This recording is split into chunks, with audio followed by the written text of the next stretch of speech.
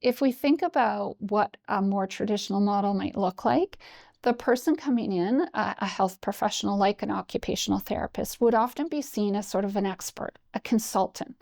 And their job is going to come in and sort of say, oh, there's a problem here. Here's, you can do this, this, and this. Here are my recommendations. This is what I would do. What we know from lots of research with educators is that kind of support, that doesn't allow them enough support to really truly change what they're doing in the classroom or recognize what's needed. Then children aren't necessarily getting the supports they need day in and day out as they're doing their school activities and as they're learning. What we do know from research is collaboration, so sharing goals, sharing responsibility for making change happen, coming at things from an equal footing, so an egalitarian relationship, recognizing we both have knowledge and skills that we bring. Each of us has specific knowledge and things that we need to work together to support students. Looking at it as we're both going to do this together in the classroom, we're both going to take a role in supporting students, we're both going to be responsible for making change happen. And when you take that collaborative approach, first of all, you have a collective power to make change that's so much greater than either one of you on your own.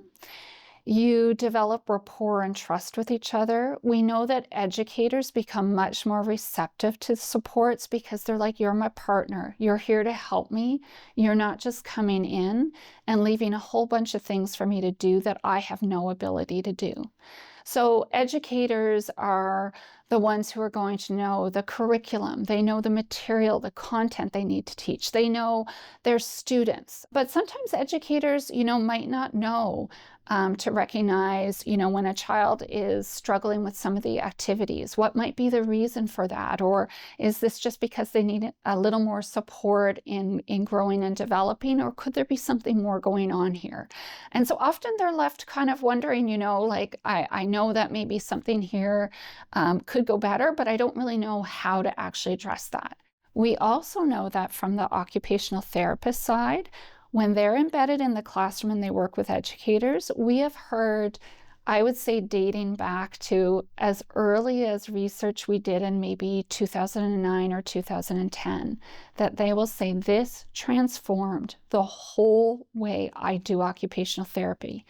When I understand what the curriculum is, when I know what it's like to be in a classroom with 30 students, when I've walked in the educator's shoes, I all of a sudden realize all the strategies, I used to recommend all these things, and now I'm like, most of this isn't going to work or be realistic or feasible. So they learn a lot more about what's going to work. They learn a lot more about what educators need, what students need, what's going to actually work.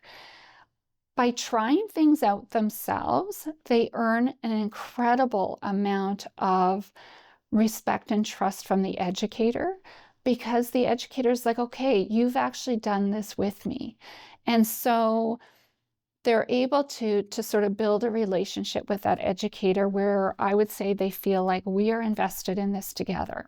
We know from looking at research about how change in a classroom happens, people need to see things in action. They need to see someone do it, be able to try it out themselves.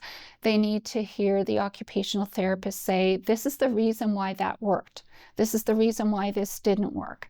You see this child over here, they need this kind of strategy for this reason. So what has happened through collaboration is you've built a relationship on trust, you've modeled things, you've showed things, you've learned as a therapist, so now what you're saying to do is realistic, it's actually going to be impactful, but you've built capacity in a person.